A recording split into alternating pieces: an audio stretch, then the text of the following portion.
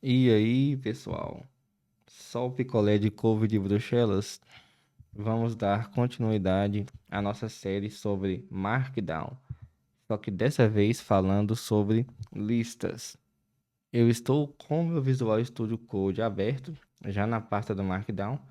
Vamos criar o nosso arquivo número 6.listas.md. Novamente eu vou abrir nosso preview e vamos começar a criar esse documento. Listas. No Markdown, existem dois tipos de listas, que são as ordenadas e as não ordenadas. As listas ordenadas são aquelas que possuem uma numeração. Por exemplo, item 1, item 2, item 3. Aqui, para criarmos uma lista ordenada, vamos supor que vamos criar uma lista de materiais escolares. Materiais escolar.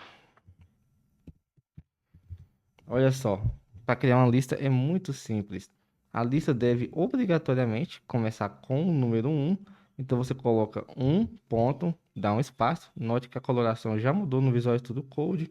E aí você pode colocar o item da sua lista, por exemplo, caderno. Para adicionar um segundo item, dê Enter. Coloque o número 2, ponto, novamente espaço, e o segundo item que você deseja adicionar na sua lista ordenada. Note que no preview a lista já foi reconhecida, teve até um recuo e nós conseguimos ver os itens da lista. Uma curiosidade interessante é que a lista deve obrigatoriamente começar com o número 1, mas os itens abaixo não é obrigatório você seguir uma ordem. Por exemplo, aqui no 2 eu vou colocar o número 3. E olha que curioso, mesmo eu colocando que se trata do item 3, o Visual Studio Code ele já conseguiu pegar que na verdade é o segundo item da lista. Então cada visualizador vai ter sua forma de tratar. Alguns podem ser que só deixa na ordem que você colocou e outros vão mesmo assim enumerar. Mas o único requisito da documentação do Markdown é que o primeiro item comece com o número 1. E novamente, falando de boas práticas, você deve sempre dar um espaço entre os textos para o visualizador não bugar. Igual eu dei um enter tanto aqui no começo, depois dos materiais escolares, e depois do borracha e antes do não ordenados. Outra coisa é que lembra que eu disse que, por padrão, você não deve aplicar uma tabulação nos parágrafos, que isso pode bugar. Isso acontece especialmente por causa das listas também. Note que aqui eu tenho um caderno, mas vamos supor que eu queira colocar uma descrição para o caderno. Se eu quiser colocar um parágrafo dentro dessa lista, tudo que eu tenho que fazer é dar dois espaços e aqui no meio, porque eu tenho que ter um espaço para separar entre a primeira lista e a segunda, e aqui no meio, você vai aplicar uma tabulação, ou se você preferir, quatro espaços. Um, dois, três, quatro. Eu prefiro tab. E aí você pode criar o seu parágrafo normalmente. Note que ele já reconheceu aqui que esse parágrafo faz parte do primeiro item de nossa lista. E aqui é válido para tudo, galera. Até mesmo para citações. Aqui eu vou colocar um maior que um espaço. E note que já reconheceu que é uma citação dentro da lista. Então é por isso que no Markdown você não pode aplicar aquela tabulação como forma de recuo nos parágrafos. Agora que nós já vimos essa curiosidade interessante, vamos para as listas não ordenadas. As listas não ordenadas são aquelas listas que você não possui uma numeração, mas apenas um pontinho. E essa lista é muito bacana porque existem várias formas de se criar esse tipo de lista. A primeira é utilizando o sinal de traço, e aí você coloca o seu item. Vamos lá, item 1. Olha só, já ficou um pontinho. Colocando mais um traço, item 2. Você também pode criar uma lista utilizando o sinal de mais. Vou colocar aqui outro item. Novamente, mais outro item. E por fim, para você criar esse tipo de lista, você também pode optar por utilizar o sinal de asterisco. Só que é apenas um. Mais um item. Novamente, mais outro item. Só que, note que aqui nós temos três símbolos possíveis para se criar esse tipo de lista. Aqui, como eu coloquei um Enter, eu separei e o Visual Studio Code já entende que são três listas diferentes.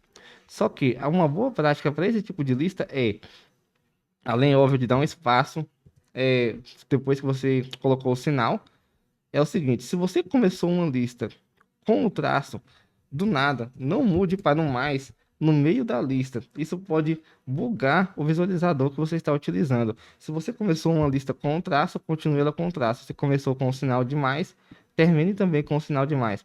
A não ser que você faça da forma que eu fiz aqui agora, que você vai separar suas listas e aí sim, para cada lista você pode utilizar um sinal diferente.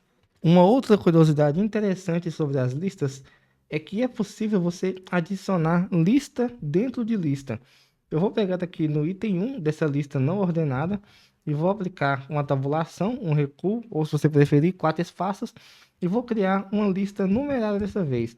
Vamos lá, item 1 e item 2. Note que o visualizador automaticamente já reconheceu que se trata de uma lista dentro de uma lista. E é possível você fazer isso infinitamente. Aqui eu vou novamente dar mais um recuo e vou criar uma lista não ordenada. E outro item. E note agora que eu já tenho o terceiro nível de recuo. E por fim, eu quero mostrar para vocês o escape de listas numeradas. Note que se eu vir aqui para baixo e eu colocar, por exemplo, o número 1 ponto e adicionar um texto, vai ser tratado como uma lista. Já está até com recuo aplicado. Mas pode ser que você, por algum motivo, queira colocar um número e um ponto, mas não quer tratar como uma lista.